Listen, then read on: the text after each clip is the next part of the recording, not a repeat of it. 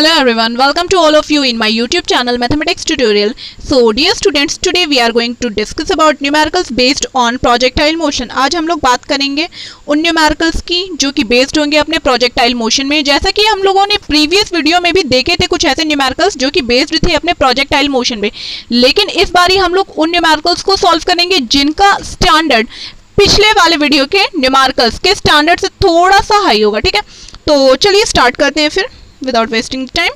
क्या कह रहा है भाई? First question is a bullet fired eight an angle of 60 degree with vertical hits the ground at a distance of 2 kilometre. कोई bullet है जो कि 60 डिग्री वर्टिकल से 60 डिग्री के एंगल पे फायर की गई और ग्राउंड को हिट करती है 2 किलोमीटर डिस्टेंस पे। ठीक है, इतना तो ये क्वेश्चन ने आपको बता दिया। जो कुछ भी बताते जा रहे हैं वो सब कुछ नोट करते चला करो यार। क्या कह रहे हैं? A bullet fired eight an angle of 60 degree with vertical, इस वर्ड पे देखिए एम्फसाइज करना है आपको, with vertical hits the ground at a distance of 2 kilometre. Bar bar question पढ़ो यार, ऑटोमेटिक आपको सॉल्यूशन मिलेगा। ठीक है, जिनको कॉन्सेप्ट नहीं क्लियर उनके लिए एक बात बोलना चाहूंगी, पहले जाके वो प्रोजेक्टाइल मोशन वाला वीडियो देख लें, उसके थ्रू उनको कॉन्सेप्ट क्लियर हो जाएगा और उसके बाद न्यूमेरिकल्स की प्रैक्टिस करें। तो भाई विद वर्टिकल से अगर बोला है 60 डिग्री बना रहा है तो आपका angle of inclination x axis से कितना हो जाएगा? देखो वाई से 60 डिग्री है, दोनों के बीच का एक्स एक्सिस और वाई एक्सिस के बीच का एंगल 90 डिग्री होता है, तो एक्स एक्सिस से ये बनाएगा 90 माइनस 60 डिग्री, बोले तो 30 डिग्री। अरे यार ये एंगल की बात कर रहा है अगर 60 डिग्री है, ये तुम्हारा 60 डिग्री है, तो ये एंगल मैं कह रही हूँ क्या 30 डिग्री नहीं होगा? बस ऐसा ही उसको प्रोजेक्ट किया गया है। ठीक है, कि वो वाई एक्सिस से 60 डिग्री का एंगल बना रहा था, बुलेट है फायर किया गया। और क्या कह रहे हैं भाई? डिस्टेंस, तो जो रेंज आएगी वो आएगी इस बारी आपकी, जब आप 30 डिग्री के एंगल पे फायर करते हो तो रेंज आपको मिलेगी 2 किलोमीटर की, range will be of 2 kilometre. Calculate the distance eight which the bullet will hit the ground, आपको वो डिस्टेंस चाहिए जब बुलेट ग्राउंड को हिट करे when fired eight an angle of 45 degree. देखो जब बुलेट को 45 डिग्री के एंगल पे फायर किया जाता है तो भाई किस डिस्टेंस के बाद ये ग्राउंड को हिट करेगी, कितनी डिस्टेंस के बाद ये जमीन पे टकराएगी, ये चाहिए। मतलब इस केस में भी 45 डिग्री के एंगल में भी जब फायर किया गया बुलेट को, इस बारी भी आपको रेंज ही चाहिए। ठीक है, चलो भाई assuming the speed to be the same, चलो भाई ये एहसान कर दिया इन्होंने हम पे, assuming the speed to be the same, speed को कह दिया सेम लो। अच्छा इन्होंने एक वर्ड यूज किया speed to be the same, velocity क्यों नहीं यूज किया? ये कमेंट सेक्शन में कमेंट करके बताइएगा, मुझे भी पता चले कि आप लोगों को कितनी फिजिक्स आती है और कितनी समझ में आ रही है। ठीक है, बहुत लॉजिकल क्वेश्चन है, हल्के में मत लीजिएगा इस क्वेश्चन को। आइए भाई डायग्राम पे आते हैं, चलिए। ठीक है, एक्स वाई ये अपना रेक्टेंगुलर कोऑर्डिनेट सिस्टम है, एक्स एक्सिस वाई एक्सिस, और ये ओ से मैंने ओरिजिन को रिप्रेजेंट किया हुआ है। देखो जब 30 डिग्री है angle of inclination, angle of inclination जब 30 डिग्री है तो ये प्रोजेक्ट किया गया, मतलब फायर किया गया किस पॉइंट पे आ रहा है उसको मैंने रेड से शो किया है। ठीक है, 30 डिग्री एंगल ऑफ इंक्लिनेशन, और जब 45 डिग्री है वो पर्पल से शो किया है। दोनों ही केसेस में मैंने इनिशियल वेलोसिटी का मैग्नीट्यूड सेम रखा है u, और देखिए कंपोनेंट को 30 डिग्री वाले केस के कंपोनेंट को मैंने ग्रीन से शो किया है और येलो से शो किया है 45 डिग्री वाले के कंपोनेंट्स को। चलो भाई अब बात कर लेते हैं क्या क्या गिवन है। जब 30 डिग्री पे प्रोजेक्ट किया गया तो हमारे पास इसका जो रेंज आया था वो था 2 किलोमीटर, तो आपके पास रेंज भी है ना, बोले तो OB, डायग्राम देखोगे एकदम क्लियर हो जाएगा, OB is equals to 2 kilometre. OB की वैल्यू 2 किलोमीटर गिवन है। ठीक है, और कुछ गिवन है नहीं, U को तो सेम लेने को कह दिया था।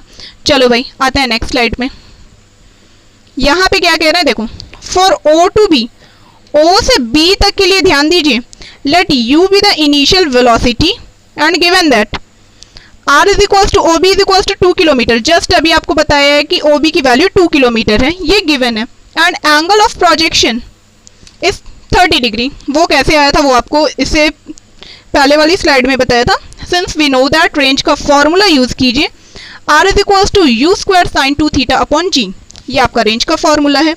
अब आइए वैल्यूज को सब्सटीट्यूट करते हैं। यहाँ पे r की वैल्यू आपके पास 2 किलोमीटर है, तो यहाँ पे सब्सटीट्यूट कीजिए। 2 is equals to u square sine 2 into 30 degree, ठीक है, अपॉन g।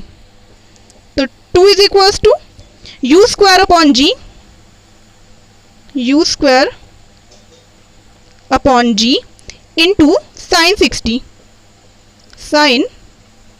60 डिग्री। यार साइन 60 की वैल्यू कितनी होती है?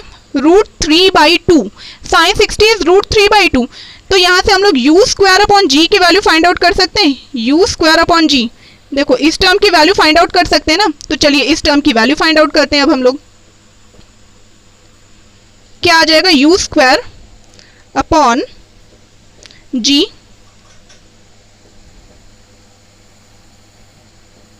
u square upon g is equals to 2 इधर था अपॉन साइन 60। यार देख लो प्रीवियस स्लाइड से 2 अपॉन साइन 60 यही वैल्यू थी ना। आ जाओ नेक्स्ट। अब क्या करना है? देखो u स्क्वायर अपॉन g कितना आ गया आपका? u square upon g will be 4/√3। इसकी वैल्यू आ गई अपनी 4/√3। अब इस वैल्यू को ध्यान में रखना, ये वैल्यू हम लोग आगे जहां जरूरत पड़ेगी वहां पे यूज कर लेंगे।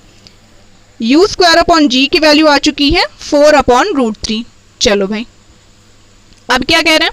Now for o to a theta is equals to 45 degree और o a फाइंड आउट करना है। फिर से देखिए horizontal range r is equals to u square sine 2 theta upon g होता है, तो r यहाँ पे o a है, तो आपका o a कितना आ जाएगा भाई? o a is equals to u square, velocity का मैग्नीट्यूड सेम है, u square upon g into sine 2 theta लिख रही हूँ, sign 2 into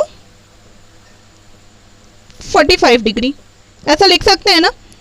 o a is equals to यार u square upon g 4/√3, just अभी हम लोगों ने निकाला है, इट इज 4/√3 इंटू साइन 90 बोले तो 1, ओके, साइन 91।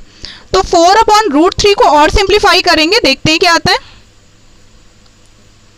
ओ ए की वैल्यू कितनी आ चुकी थी यार?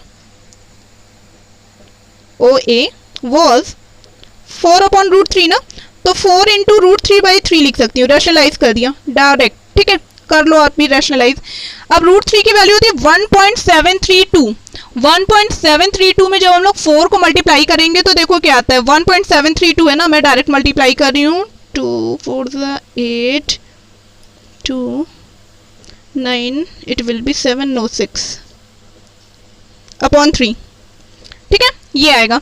तो आपकी ओ ए की वैल्यू कितनी आ रही है यार? It will B 2.309 kilometre. ये आपकी ओ ए की वैल्यू आ गई 2.309 किलोमीटर, और इसी को राउंड ऑफ करके 2.31 किलोमीटर लिख दिया है। दिस इज योर आंसर, ठीक है। राउंड ऑफ करना आता है आपको, राउंड ऑफ कर लीजिए, 309 को 31 किलोमीटर कर दिया, ठीक है। तो इस टाइप के क्वेश्चंस काफ़ी इंपॉर्टेंट होते हैं, इस पे बेस्ड, इसी कॉन्सेप्ट पे बेस्ड क्वेश्चंस आपके आते रहते हैं। जेईई मेंस में शायद लास्ट ईयर इसी कॉन्सेप्ट पे बेस्ड कुछ क्वेश्चन, एक क्वेश्चन आया था, ठीक है। अब बात करते हैं हम लोग अपने नेक्स्ट न्यूमेरिकल की।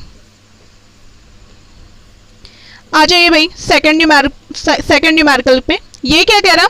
अ body is projected such that it's kinetic energy at the top is 3/4 of its initial kinetic energy.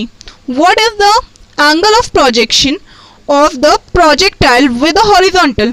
यार हॉरिजॉन्टल से बोले तो एक्स एक्सिस से आपको एंगल ऑफ प्रोजेक्शन चाहिए। फिर से पढ़ो क्वेश्चन को, एक बार ही समझ में नहीं आया बार बार पढ़ते रहो। अ body is projected such that it's kinetic energy at the top is 3/4 of its initial kinetic energy. तो जो टॉप पे काइनेटिक एनर्जी है वो 3/4 है इनिशियल पॉइंट पे जो काइनेटिक एनर्जी है उसकी। What is the initial angle of projection of of the projectile with the horizontal x axis से एंगल ऑफ प्रोजेक्शन क्या है वो हमें फाइंड आउट करना है। चलो यार सॉल्व करते हैं। तो सबसे बड़ी चीज़ होती है डायग्राम। डायग्राम एक बार बन जाएगा तो काफ़ी हेल्प हो जाएगी, ठीक है। तो आइए डायग्राम बनाने की कोशिश करते हैं, शायद बन जाए। शायद क्या यार, डेफिनेटली बनेगा। ऐसी कोई चीज़ नहीं होती ना जो कोई कर ना पाए आप लोग। Rectangular coordinate system, X axis Y axis. Suppose करो यहाँ से प्रोजेक्ट किया, ये इस पॉइंट से, ठीक है, प्रोजेक्ट किया। इस पॉइंट पे वेलोसिटी है आपकी u। एक सेकेंड,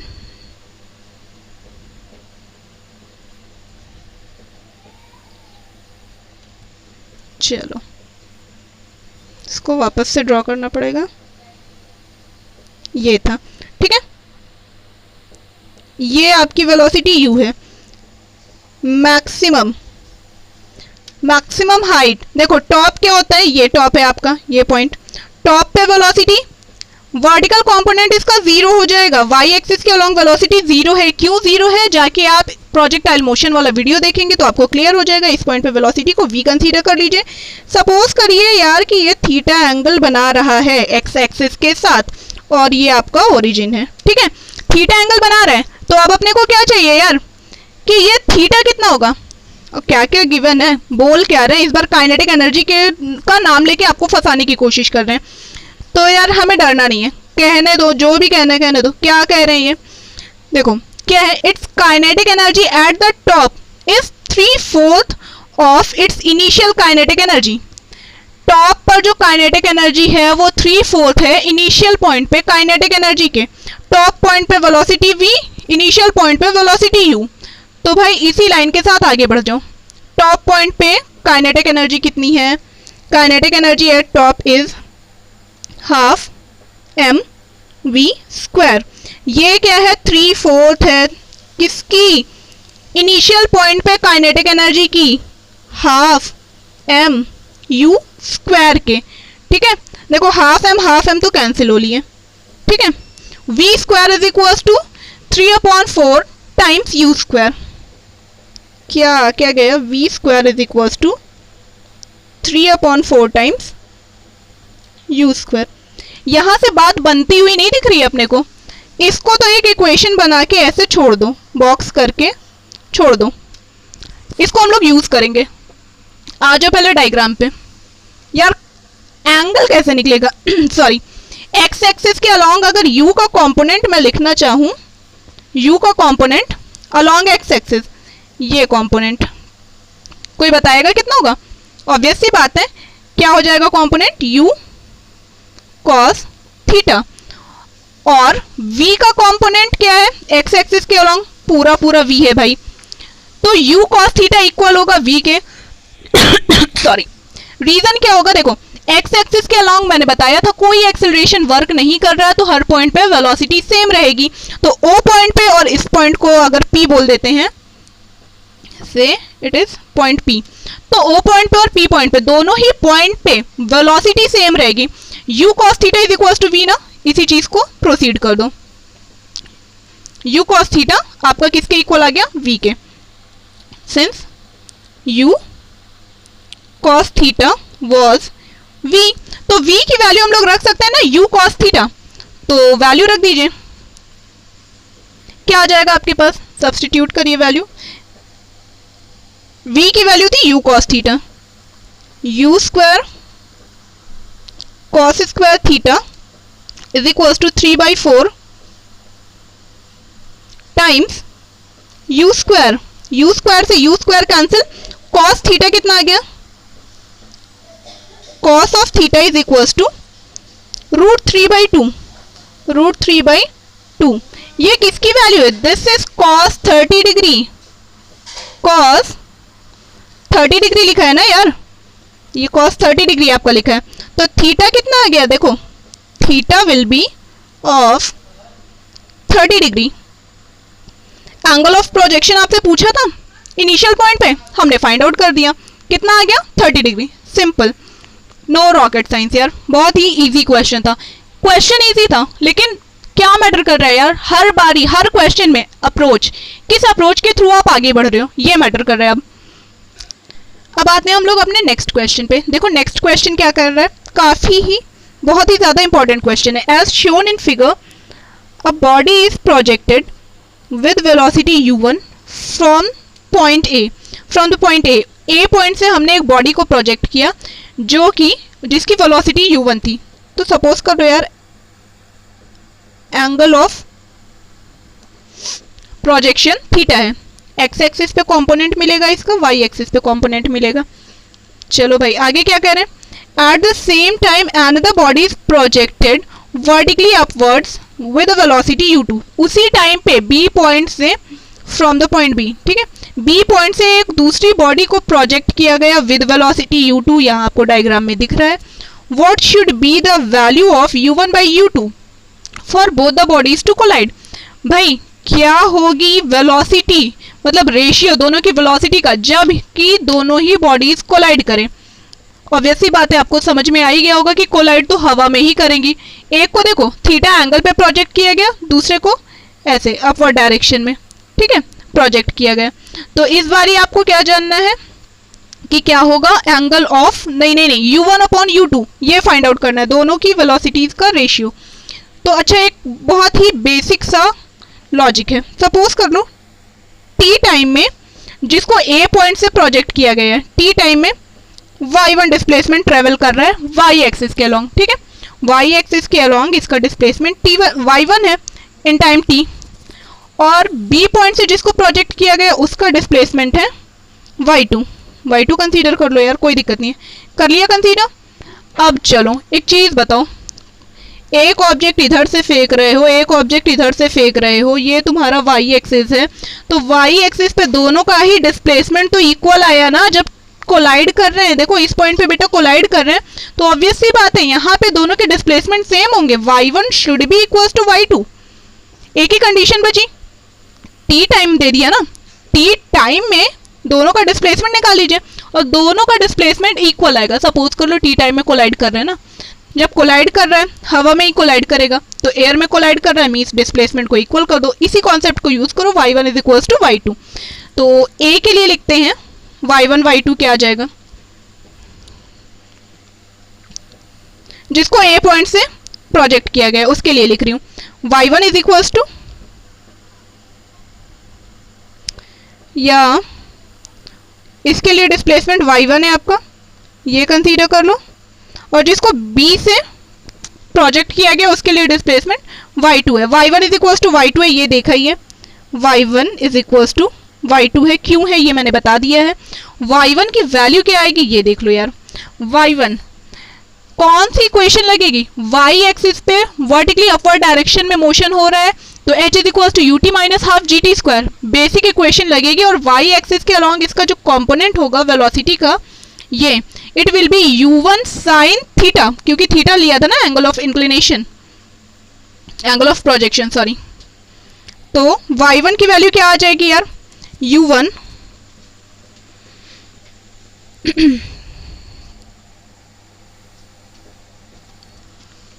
साइन थीटा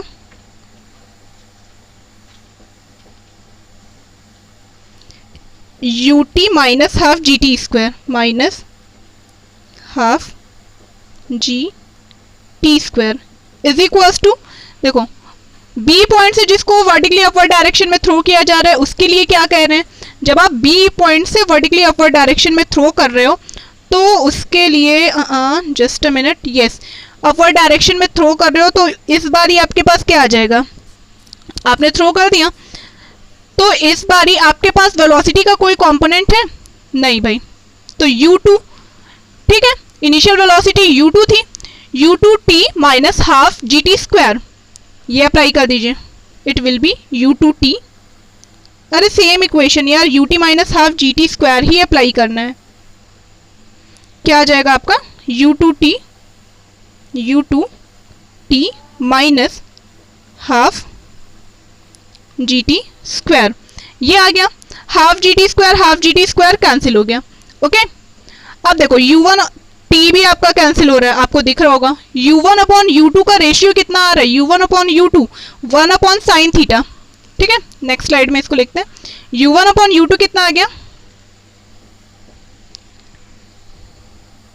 रेशियो मांगा था ना, u1 upon u2 is equals to 1 upon sine theta, या इसको हम लोग कोसेकेंट लिखते हैं, कोसेक थीटा। तो ये आ गया u1 अपॉन u2, u1 और u2 का ratio.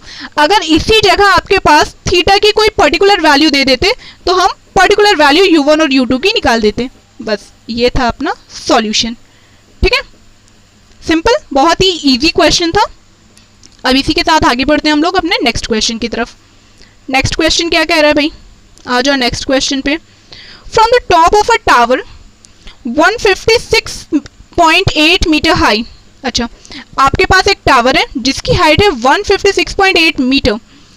A projectile is thrown up with velocity of 39.2 meter per second, making an angle of 30 degree with the horizontal direction.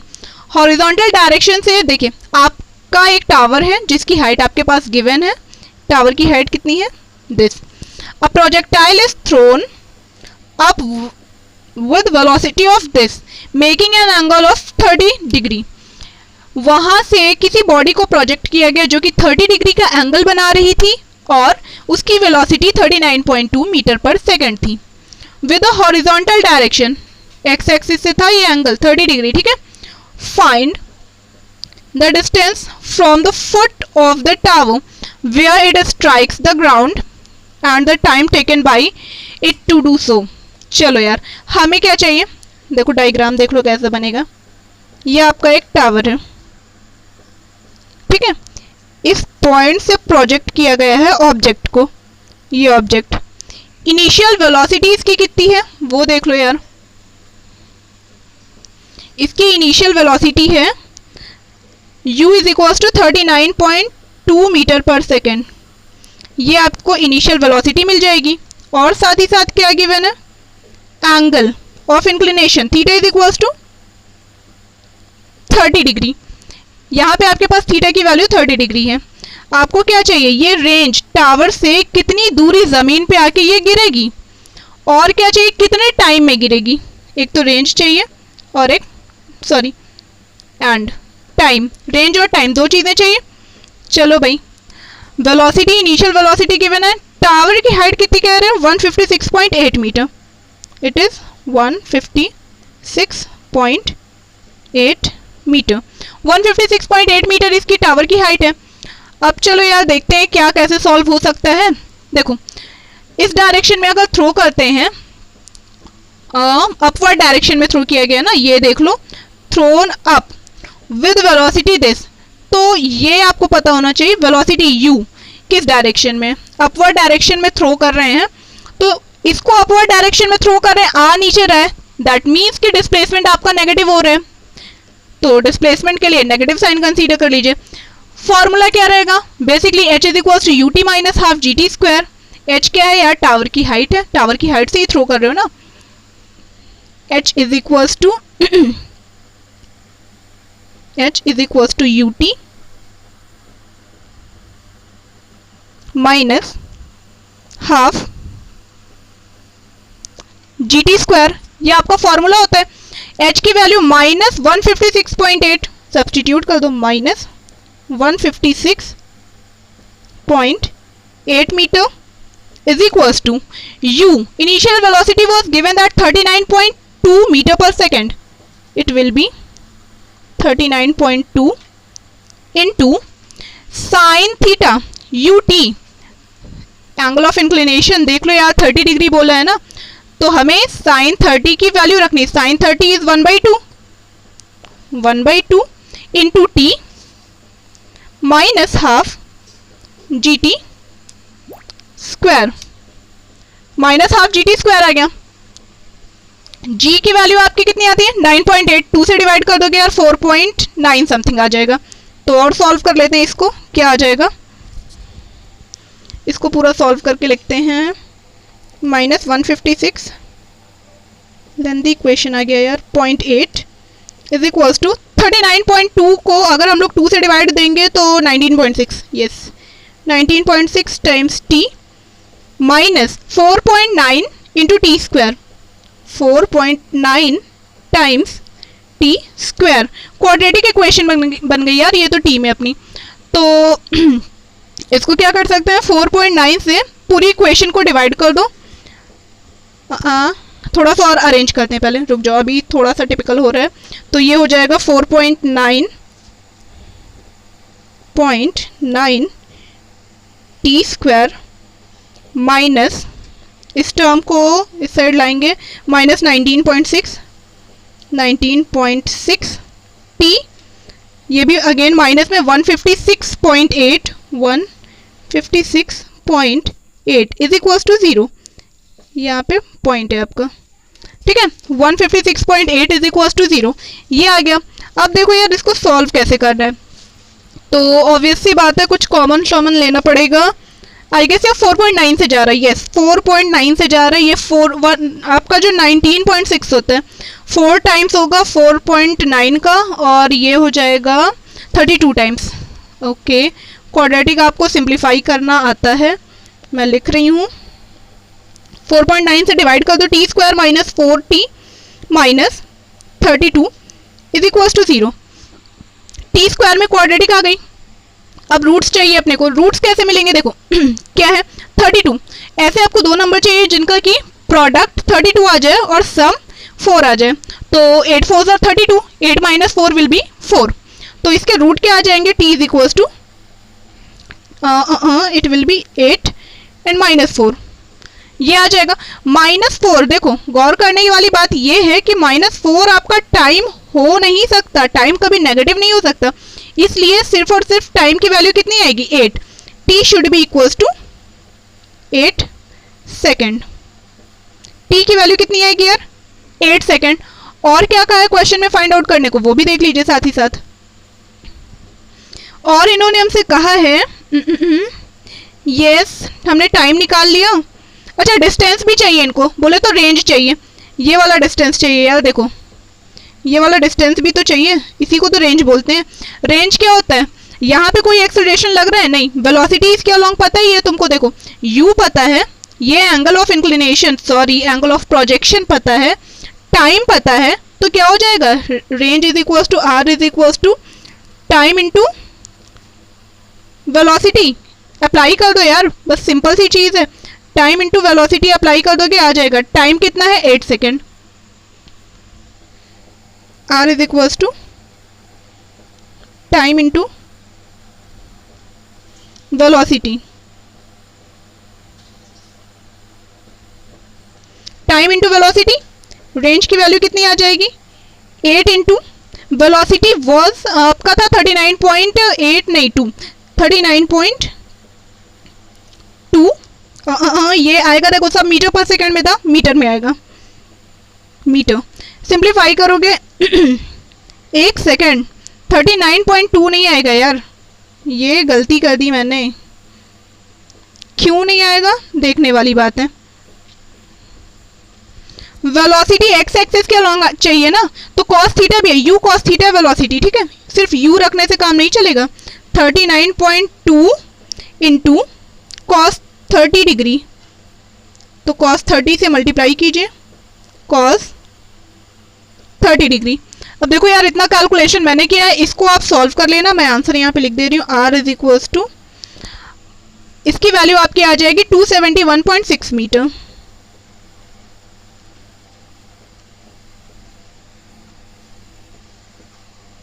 तो ये था आपका क्वेश्चन, ये क्वेश्चन भी काफी इंपॉर्टेंट है।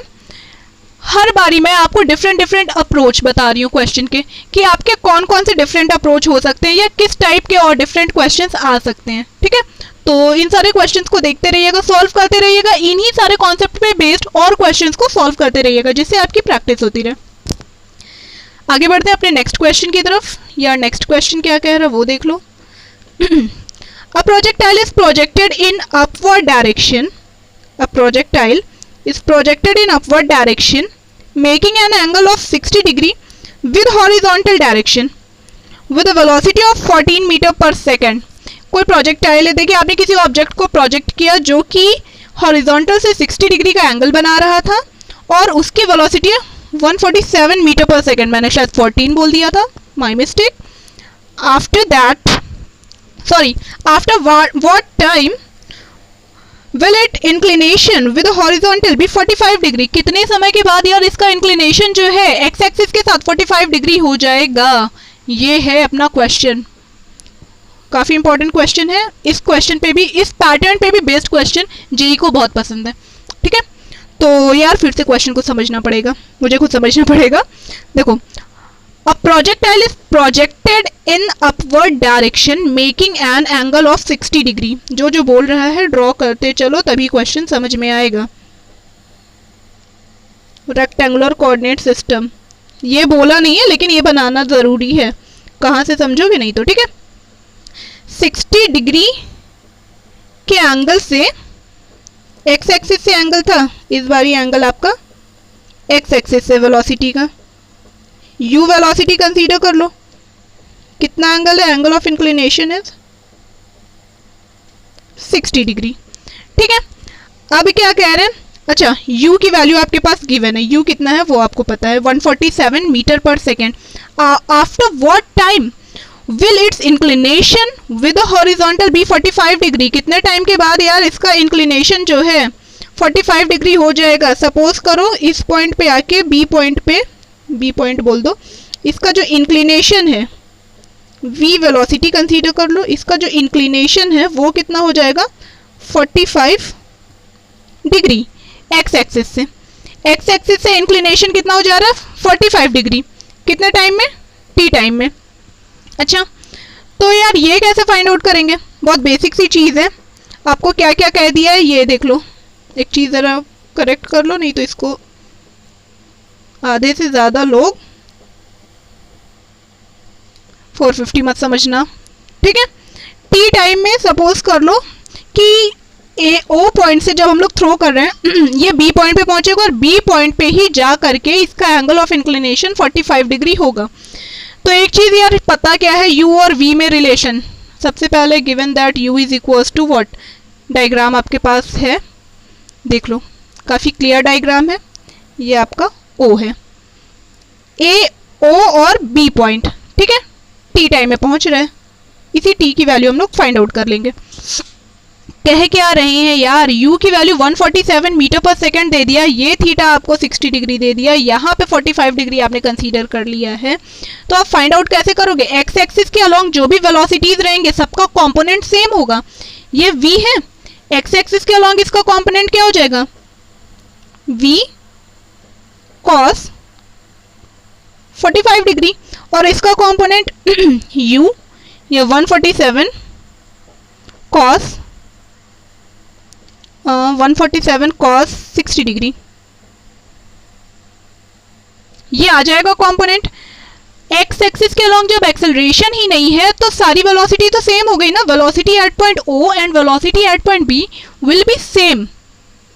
इक्वेट कर दो, क्या कह रही हूँ, 147 cos 60 को v cos 45 के साथ इक्वेट कर दो।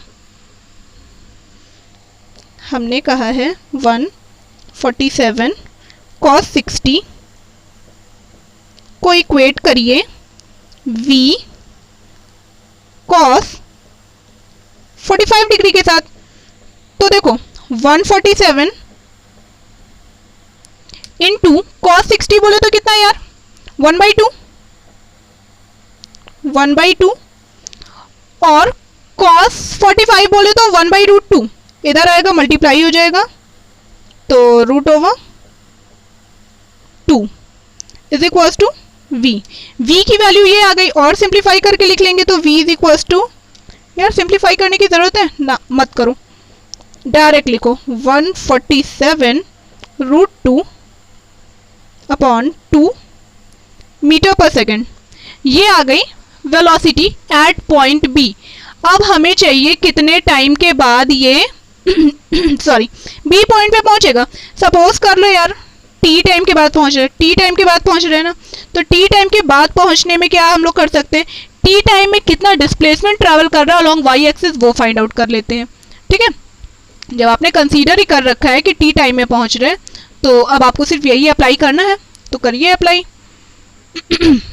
क्या आ जाएगा आपका, इक्वेशन ऑफ मोशन अप्लाई कर दो। या तो इनिशियल वेलोसिटी ओ पॉइंट पे आपके पास गिवन है, बी पॉइंट पे गिवन है, एक ही बात है, तो v is equal to u plus a t, या ये नहीं अप्लाई करेंगे, पॉजिटिव वाई एक्सिस के अलॉन्ग इसका मोशन है ना, v is equal to u minus g t आएगा। क्या यूज करने को कह रही हूँ फिर से सुन लो, v is equal to u minus g t. Positive Y axis के डायरेक्शन में ही मोशन हो रहा है ना, ओ पॉइंट से बी पॉइंट तक। ओ पर वेलोसिटी पता है, बी पे पता है, since v is equal to u minus g t, ये इक्वेशन ऑफ मोशन होती है। v velocity at point b, ये v मिला है ना, b पॉइंट पे y एक्सिस के अलोंग वेलोसिटी v साइन 45 आएगी, it will be v sine 45। क्या आएगा आपके पास, v sine 45, v sine 45 minus u की वैल्यू कितनी आ जाएगी, u cos 45 आपका आ जाएगा। u कितना आएगा यार, नहीं सॉरी साइन में ही आएगा और कंफ्यूज हो गई, यस u साइन 60 आ जाएगा ये आपका, u साइन 60 कर दीजिए, it will be u sine 60 is equal to u sine 60 minus g t, ये आ गया। अब देखिए आपको करना क्या है, v की वैल्यू पता है, साइन 45 पता है, u पता है, साइन 60 पता है, g पता है, t नहीं फाइंड आउट हो जाएगा, यहाँ से t की वैल्यू फाइंड आउट कर लीजिए।